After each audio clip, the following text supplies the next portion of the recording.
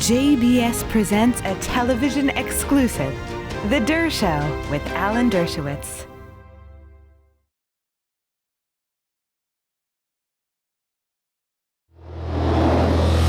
The Dr. Seuss brouhaha proves one thing. Cancel culture must be canceled. We must not tolerate people telling us what we can read, what we can see, and how we educate our children. Cancel the cancel culture. Today on The Dershow.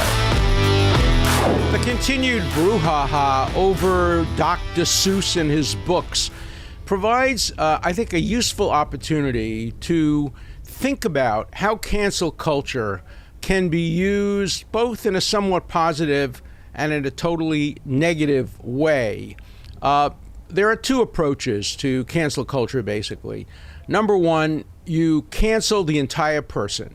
So you say that we're never again going to allow this person to speak. We're never going to listen to his or her music or view his art. He is out of the culture. He is now canceled, period. That's one approach. The other approach is the guy is not so bad, or the woman, but they did something bad. They wrote one book or had a cartoon or made a statement, and we'd like to cancel that, but we're not going to cancel the person. The reason I say the Dr. Seuss brouhaha raises that issue is because if you look at how it originally started, one can justify it. That is, Dr. Seuss's own company, the company that owns his legacy and decides what to publish, how to publish it, made a decision. They brought in a group of experts, and they decided that out of his 70 or so books, 6 of them would no longer be published. They would now be out of print, and you could get them in used bookshops. Nobody could stop that. You can get it in the library, and the New York Public Library actually said it would continue to carry Dr. Seuss's books, but the publishing company, the estate, said, we've made a decision that we don't want to publish these 6 books anymore. We don't think it makes our client, Dr. Seuss, look good. Basically what they're saying is if Dr. Seuss was still alive today, he died, I think, in the early 1990s. If he were alive today, he would probably say, gee, I've now rethought how I portrayed African people, how I portrayed Chinese Americans. Maybe that isn't what I want children to be exposed to now in my name, so I'm withdrawing those books. That would be a perfectly rational decision. But to zealots, that's not enough. They want to cancel Dr. Seuss. They want to say he is a bad man. He should no longer be honored. You'll recall that just the other day was Read in America Day, and every year it was Ted Geisel's birthday, the man who is Dr. Seuss. And every year the president would make an announcement on this day of reading and honor Ted Geisel, Dr. Seuss. When President Biden made the announcement, he didn't mention Dr. Seuss. Did he cancel him? Did his advisors say, look, it's too much in controversy today. It will distract from the major message. Let's wait, not this year, maybe next year. We'll wait and see. But the distinction I'm drawing is between total cancellation of the person and cancellation of individual books or articles that are deemed offensive. Look, I'm not in favor of either myself, personally. I'll give you an example. Fyodor Dostoevsky, to my mind, the greatest writer of modern times. 2 of my favorite books, which I go back to and read all the time, are The Brothers Karamazov and Crime and Punishment. Yet he wrote an essay on the Jewish question, which could have been written by Adolf Hitler or Goebbels or any of those Nazis. It could have been in Der Stürmer. In his essay on the Jews, he ignorantly accuses Jews of dual loyalty, of being deceitful, of hoarding gold so that they can carry it to the promised land. Every stereotype right out of the Protocols of the Elders of Zion. So when I taught a course on morality to freshmen at Harvard, How did I deal with that issue? I assigned the essay. I had the students read the essay, the anti-Semitic essay. I wanted them to ask themselves the question, how could so brilliant a man, and Dostoevsky's mind was so brilliant. I mean, you could teach a whole course on philosophy or law out of the Brothers Karamazov or Crime and Punishment. How could so brilliant a mind be so ignorant when it came to anti-Semitism? How could he be so blinded by the bigotry of his day that he would write these things? And it turns out Dostoevsky had Jewish agents and Jewish literary friends. And he said, in being asked about that essay, he wasn't writing about Jews he knew. He was writing about the Jews. And I thought it was important for my students to read that, just as I thought it was important for my students to read justifications for slavery. Nobody in my classes was going to be persuaded that slavery was acceptable, but it was important to put them in the mindset of 1840 South Carolina and understand how a person who they would regard as otherwise decent could support the owning of people, the enslavement of people. It is so incomprehensible. But what an educational moment. What an opportunity to probe deeply into these issues of the human mind. So I always welcomed the opportunity to give students horrible, horrible things to read. Of course, my students were 18 years old, and the people reading Dr. Seuss were not. They were 6 and 7 and 8. And certainly it's possible that the first images that a young 6-year-old white American might have of a black African would come from a stereotype portrayal in a Dr. Seuss book, and Dr. Seuss would probably himself say, "Gee, I wish I hadn't done that." I'll give you another example. During the Second World War, he was a cartoonist, and he, like so many Americans, portrayed Japanese people in the most negative way. They had just bombed Pearl Harbor. They had killed Americans. Americans were dying in the Pacific. When I was a kid, we used to sing a song, "Whistle while you work, Hitler is a jerk, Mussolini is a meanie, and the Japs are worse."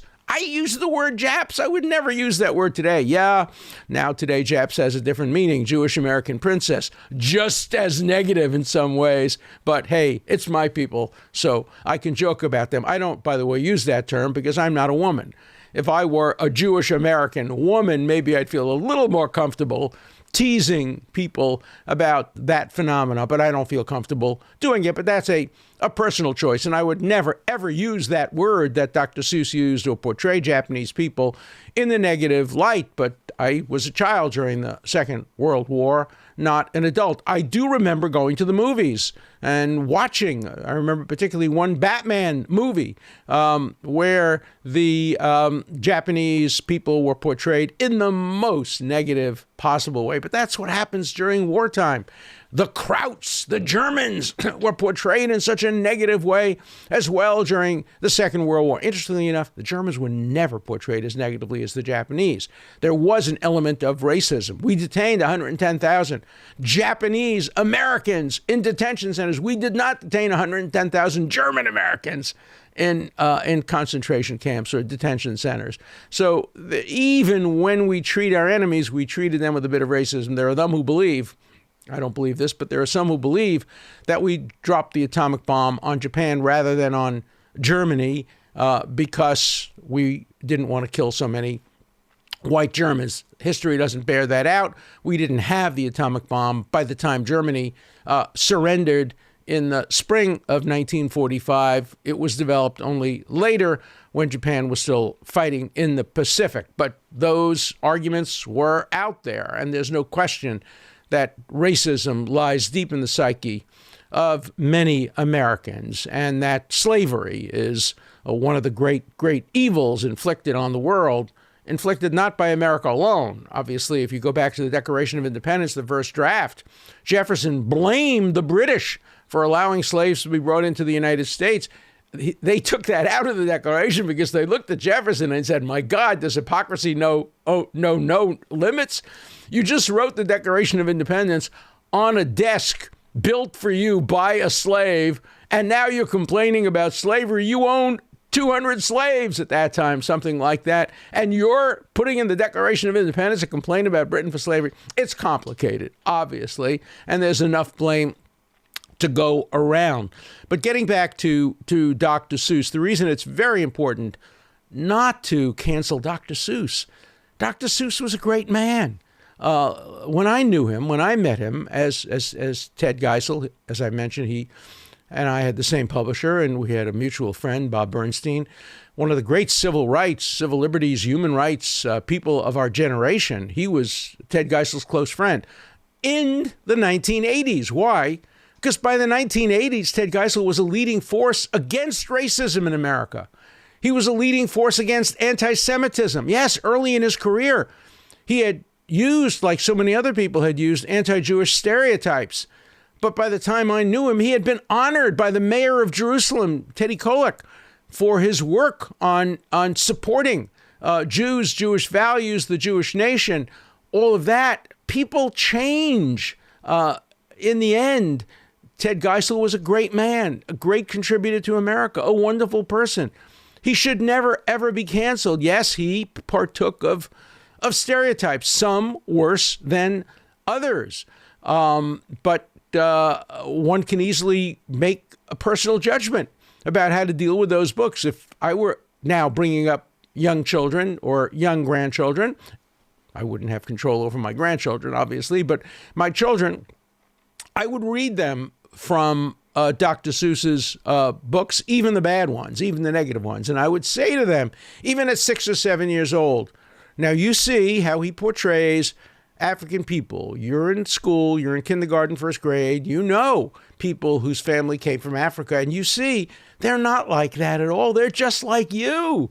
And he shouldn't have done that. And here he is. You love his book about, green eggs and ham, and you love his other books. But here, even he partook in some of those stereotypes. Yeah, I would tell that to a 6-year-old or a 7 or an 8-year-old.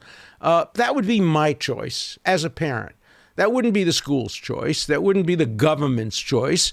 I decide how to bring up my children. I'm very proud of how I brought up my children. And I don't want the government telling me how to do it. And I don't want cancel culture telling me how to do it. And so you go to Amazon today and you see that there was a revolt, a rebellion against the cancellation of Dr. Seuss. What happened?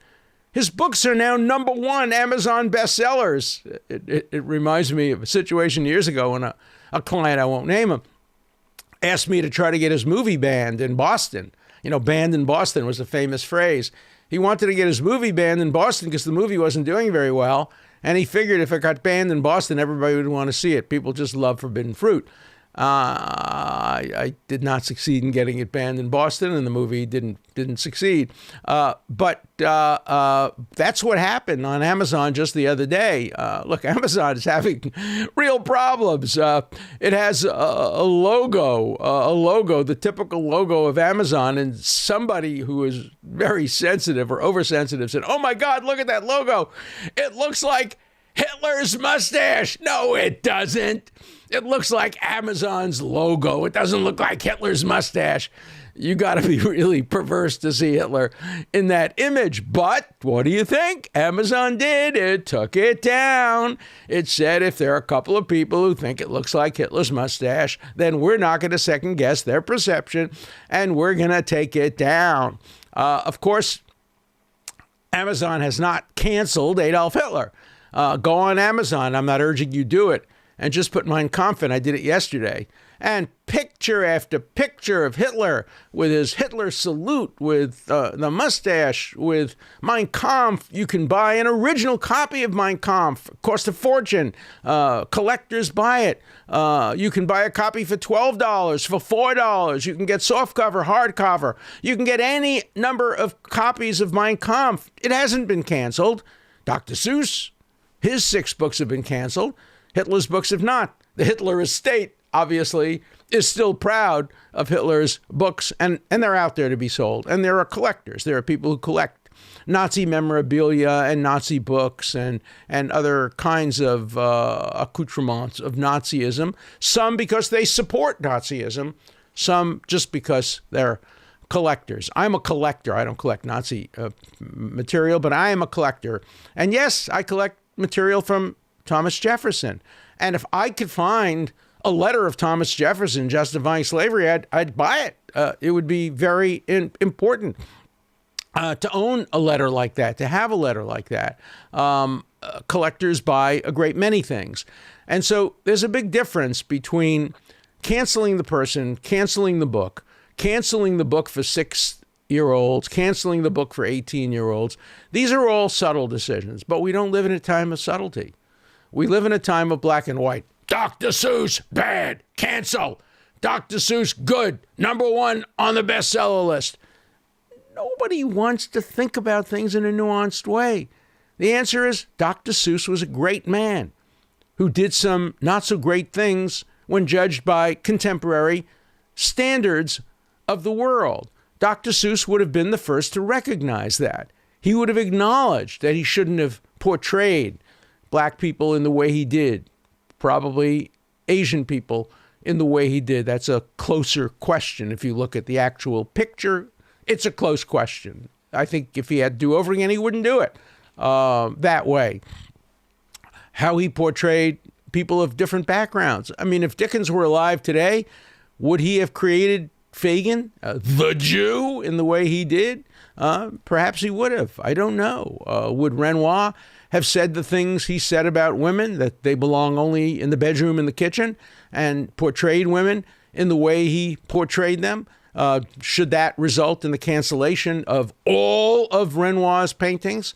Should it result in rethinking some of Renoir's portrayals of women? And Picasso, the way he treated women was an abomination. There are so many other people like that in our literature. I guess Mark Twain is the perfect example. Mark Twain's writing is probably the greatest American writer. And yet, yes, he uses the N-word. And he has mostly very positive portrayals of African Americans, but some negatives. He was trying to reflect the reality of his time. We certainly don't want to ban Mark Twain. Theodore Dreiser, who wrote The American Tragedy, was in his personal life an anti-Semite, as was T.S. Eliot and Ezra Pound and many other. Gertrude Stein, the great hero, Gertrude Stein. People read Gertrude Stein in college all the time. A rose is a rose. Gertrude Stein was a rampant pro-Hitler, pro-Nazi zealot. She nominated Hitler for the Nobel Peace Prize. She wrote the introduction to the book written by the Nazi occupier, the head of the occupation in the south of France. She collaborated with the Gestapo. She may very well have revealed the hiding place of Jewish children. She is a horrible, horrible, horrible human being. She's one that I would cancel totally. First of all, I don't think her writing is very good. I've never, ever thought her writing is very good. And I don't think her taste in art was very good. It was her brother who had the great taste in art. Most of the things that Gertrude Stein thought was great art turned out to be not such great art. It was her brother who discovered Picasso and Matisse and others. But she today is an icon among many feminists. Gertrude Stein. Go back and read her history. Read a book called Strange Collaboration, written by a Dartmouth professor about her collaboration with Nazism and how she, a Jew, with her partner, Alice Toklas, managed to live in the open and survive the Holocaust, living openly in France. Of course, she was a Nazi collaborator. How many people know that? So, we're so selective in how we cancel a people. Dr. Seuss with Gertrude Stein? Oh, my God. Dr. Seuss, I'm sure if you believe in heaven and hell, Dr. Seuss is in heaven, entertaining God with his wonderful lyrics. And Gertrude Stein has a special place for herself in hell for what she did. And so, you have to look at the total person. You have to look at everything they did, everything they stood for, everything they wrote. And in the end, don't cancel. In the end, educate. In the end, use the statues of Jefferson Davis, use the statutes of Robert E. Lee to teach students about the Civil War and about how the Confederacy was glorified for so many years in the South. Teach them about the rise of the Ku Klux Klan. Teach them about lynching. There's a great lynching museum now in the South. There should be. Education is the answer. The answer is never suppression. You answer falsehood with truth. You answer bad books with good books. You take bad books and bad writing, you put them in context. You explain them, you write about them, you teach about them.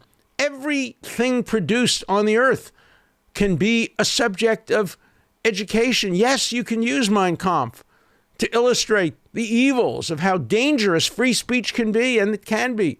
You can use Dershow in that way. You can use every stereotype, every anti-black, every anti-Asian, every anti-Muslim stereotype to teach, to educate, to help refine. That's what education is all about. So I am totally against cancel culture, period, at all. But if you're gonna cancel, if you're gonna have any cancel culture at all, at least make it focused on the objectionable material. Have standards, have criteria, make sure they're neutral and objective. And if you think a particular book should be taken off Amazon, all right, make that argument. I will disagree. I'll fight against it. I think people should have the right to buy the book if they want to buy it. But make the argument against the book. Make the argument against Dr. Seuss's 6 books, as his own estate did. Don't cancel Dr. Seuss. Don't cancel Mark Twain. Don't cancel Renoir. Don't cancel Picasso.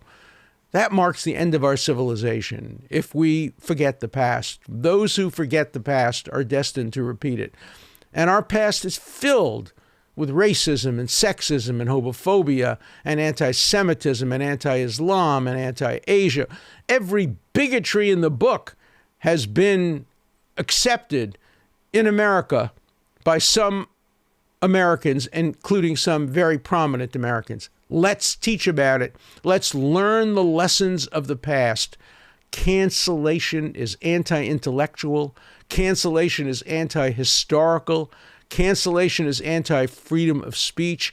Cancellation should be canceled completely and totally. Let the people decide. We are smart enough, we are good enough to distinguish between good writing and bad writing, between racism and anti-racism. We are smart enough to make that decision. We don't need the government to make it for us. We don't need Amazon to make it for us. We can make those decisions for ourselves. Interested to hear your views on Dr. Seuss and on cancellation on The Dershow.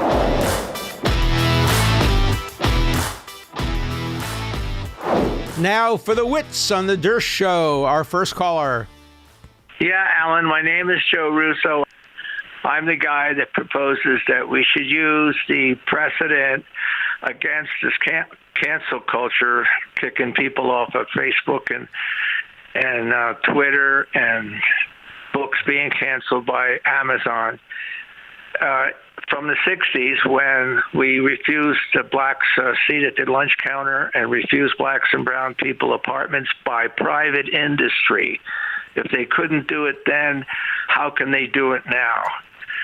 So I think somebody ought to file a lawsuit. The Supreme Court, I think, would be on their side. What do you think? And I'm from Cedar City, Utah. Thanks, and have a great day.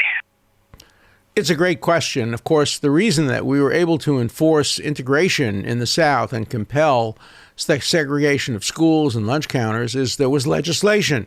There were laws passed. I was in Washington. I was a law clerk on the Supreme Court when these laws were passed, the Civil Rights Act. Lyndon Johnson, the greatest civil rights president, passed a lot of these laws. Without the laws, they couldn't have enforced it. The problem is that lunch counters don't have First Amendment rights, whereas Twitter and Facebook have First Amendment rights. They have the right as private publishers to decide what to put on their sites. They don't have a right to have a Section 230 exemption for what they put on their sites, but it's much more complicated under the Constitution when we're dealing with private companies that have First Amendment rights than when back in the 60s we were dealing with lunch counters and restaurants and trains and hotels that segregated. Moreover, we don't have laws today that control that. and the laws would have to pass constitutional muster. So it's a much, much more complicated issue, but it's a great question. Hi, Professor Dershowitz. This is Captain Vizier calling from Louisiana. H.R. 1 really concerns me, and I think it terrifies me, actually. I think it's a way for the Democrats to stack the deck and ensure that Republicans have no chance of winning future elections. If this bill passes, is there any path forward through the courts to overturn it and deem it unconstitutional? It's a great question. H.R. 1, of course, is a massive, massive bill. I've had a chance to peruse it. I've read a lot of it, but I can't tell you I've read every single word of it. It has passed the House and is unlikely to pass the Senate in its current form.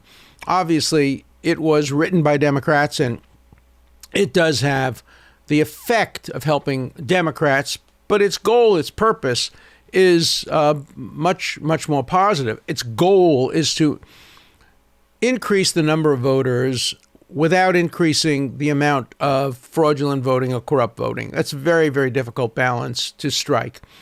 It federalizes a lot of issues that used to be left to the states. Now, we know for sure under the Constitution that the state legislatures have ultimate control over presidential elections. Congress does not have control over the voting in presidential elections because 12th Amendment, the Constitution itself, talks about state legislatures determining the qualifications for determining electors. As I've said before in the show, and it always surprises people, a state could decide not to allow anybody to vote for president. They could do that under the Constitution and just say the state legislature will pick electors and the electors will decide who will be the president. No state would ever do that, but it's permissible under the Constitution. Congress has much more power to determine criteria for electing members of Congress. There is an amendment to the Constitution that says that the senators shall be elected and that the criteria for voting for senators shall be the same as the criteria for voting for state legislatures. So we have a constitutional amendment dealing with the Senate. We have a constitutional amendment dealing with the president.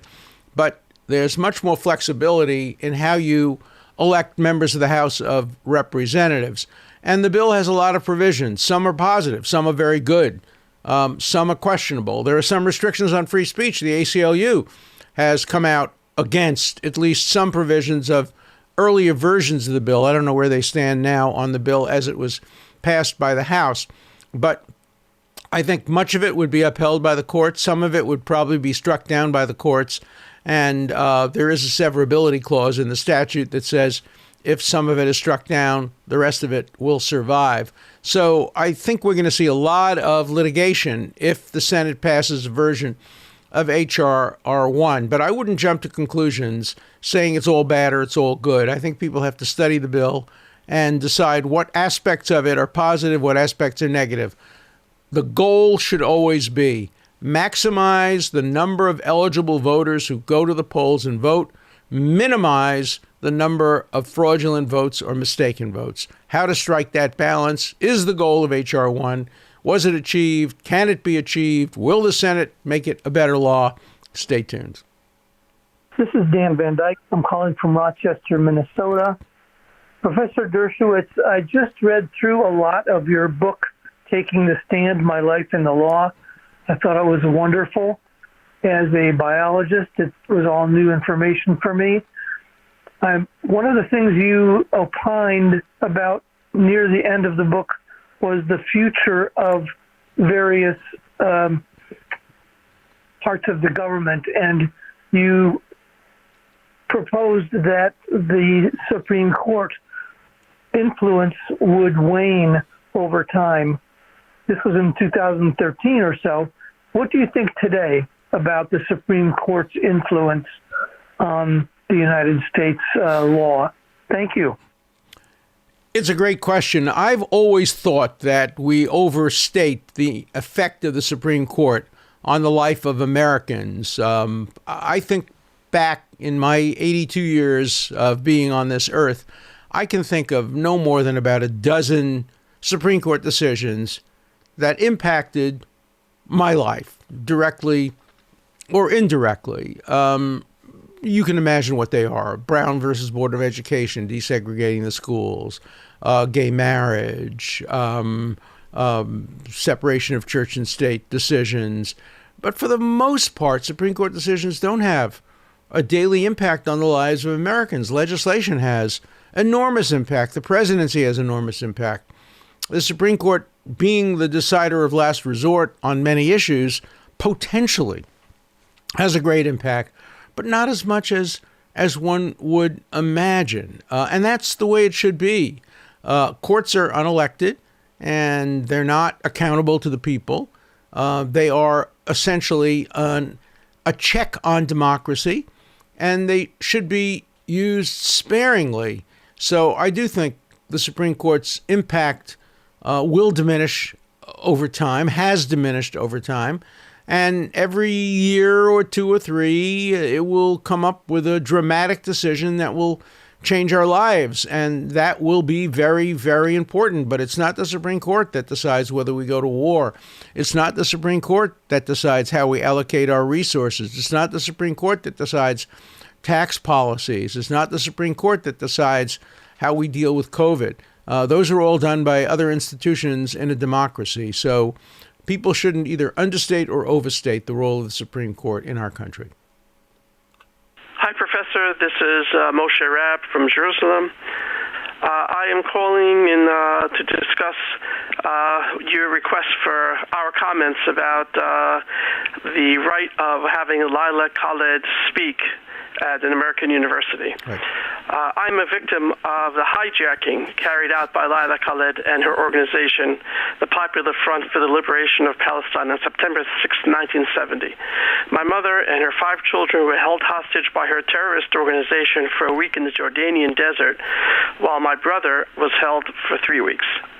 I understand and accept your argument that we as Americans have a right to hear anyone in their opinion. I do object, however, to an institution funded by Uncle Sam to use those funds to invite and glorify terrorists and our enemies as heroes. As one of her victims, it deeply disturbed me that as a taxpayer, I would have to help pay for our youth and future leaders to listen to her poison, especially since the University of San Francisco did not present it as a balanced discussion. I'd like to hear your thoughts about that. And I love your show. I have learned so much from you, and I look forward to hearing it for many, many more years. Thank you. Well, thanks for your kind words. I generally agree with what you've said. I don't think that the University of San Francisco should have sponsored Laila Khaled. She is a villain, an evil person.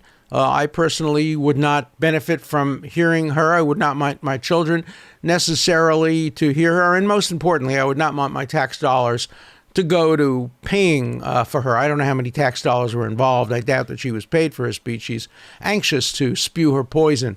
I posed a somewhat different issue, and that is, should the government prevent her from speaking? Let's put aside the public university. Let's assume a group of just awful people, Americans, said we want to hear Laila Khaled. No, we would just like to hear her, and we'd like to have a Zoom call with her. I don't think the United States government should stop her from speaking. She has no right to speak to Americans, but Americans have the right to listen to her garbage. And hopefully they will understand that it's garbage. Mostly she would be preaching to the converted. But you're absolutely right. I would not want a university necessarily to sponsor her talk, and certainly not to glorify it. If you wanted to make it part of a discussion about terrorism and have, for example, somebody like me on the other side explaining that having people like Laila Khaled speak at a university actually encourages terrorism. It rewards terrorism. It makes it more likely that you will be a victim of terrorism, as the caller's family was a victim of terrorism. So I generally agree with the thrust of what you said. I just wouldn't have the government censor a speaker who herself was not allowed to be in the United States, who was a terrorist, but who Americans foolishly wanted to listen to. I know that's a hard balance to strike, but I think that's the proper approach under our First Amendment. But great question. Thank you. My name is Steven, and I'm calling from New York City. I had a question that pertains to the free speech issue that you, for obvious reasons, speak quite a bit about on your podcast. Today is the 4th of March, 2021, and it was announced by Google and their subsidiary YouTube that they'd be removing all recordings of the CPAC speech from President Trump. And it's actually resulted in the suspension of several high-profile accounts, the most notable of which, I guess, is the Right Side Broadcasting Network, which does the live feeds from conservative events and whatnot. Remove their account for not providing, I guess, equitable views or something to that effect. But basically removed all recording, the historical log of the speech having been given. So I'm curious about your thoughts on that.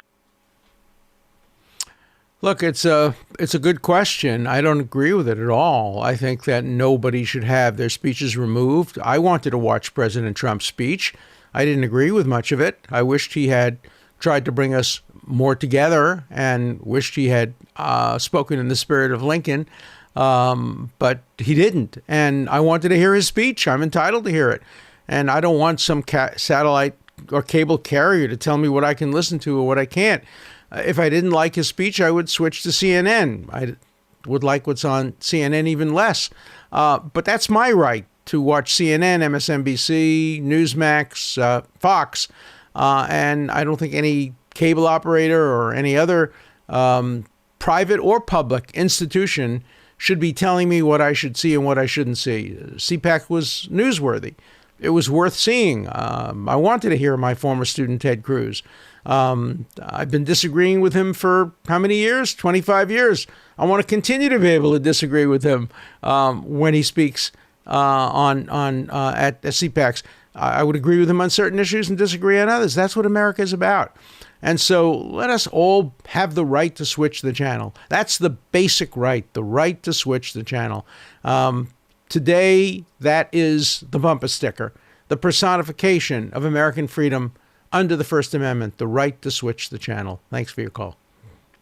Professor Dershowitz, could you comment on the pernicious impact the principle of disparate impact has had in civil litigation as regards the Equal Protection Clause of the 14th Amendment, the impact that it has on business activity, on meritocracy, and potentially its contribution to identity politics? Also, how you think Robert Nozick would have felt about it? Mm-hmm. What a great question. For those of you who don't know, Robert Nozick was one of the great philosophers of the mid-20th century. Bob and I were very close friends, and I had the honor of teaching with him for several years. We taught what was probably the most popular course in Harvard. It was called Thinking About Thinking, and it was Stephen Jay Gould, who was at the time the greatest living paleontologist and evolutionary theorist, Robert Nozick, one of the great philosophers of our age, and poor Alan Dershowitz, who was a pretty decent law professor and lawyer. We used to start the class by saying, why would a class that's supposed to deal with intellectual diversity have three Jewish middle-aged guys from Brooklyn? Actually, Steve Gould was from Queens, but that's close enough.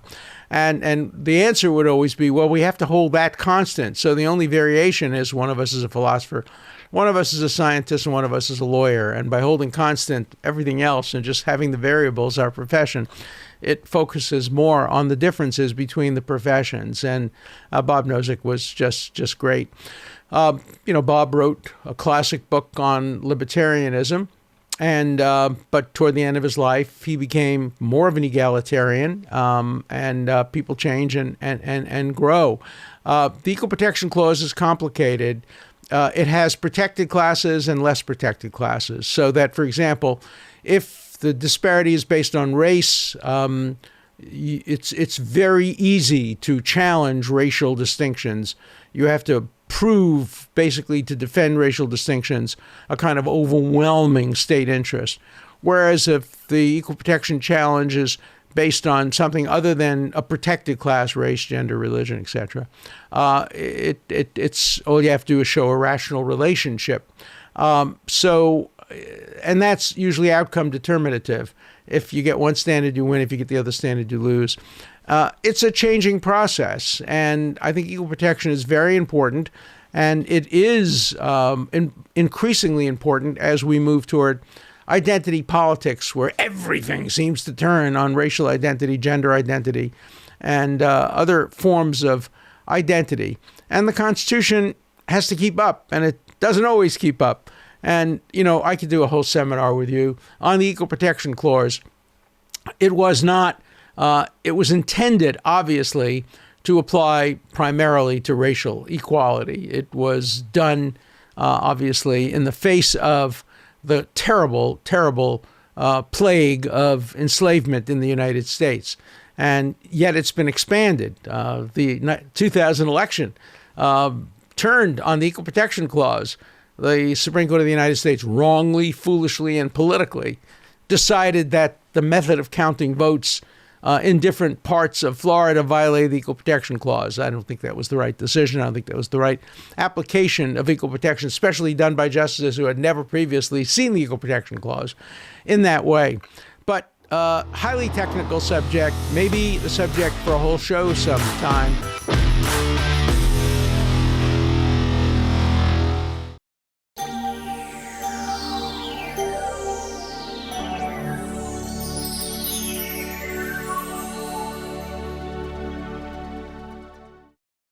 We would be pleased to send a complimentary DVD of this program to anyone who wishes to support JBS with a tax-deductible gift of $36, double high or more. Simply visit the JBS website at jbstv.org and click on the Donate button to make a donation by PayPal or your credit card. And please indicate the program for which you would like a DVD.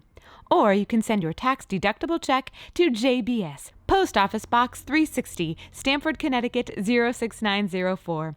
Or you can call the JBS Pledge Line at 833-MY-JBS-TV. That's 833-695-2788. And again, please remember to indicate which program you would like to receive with our compliments. We thank you for your kind support.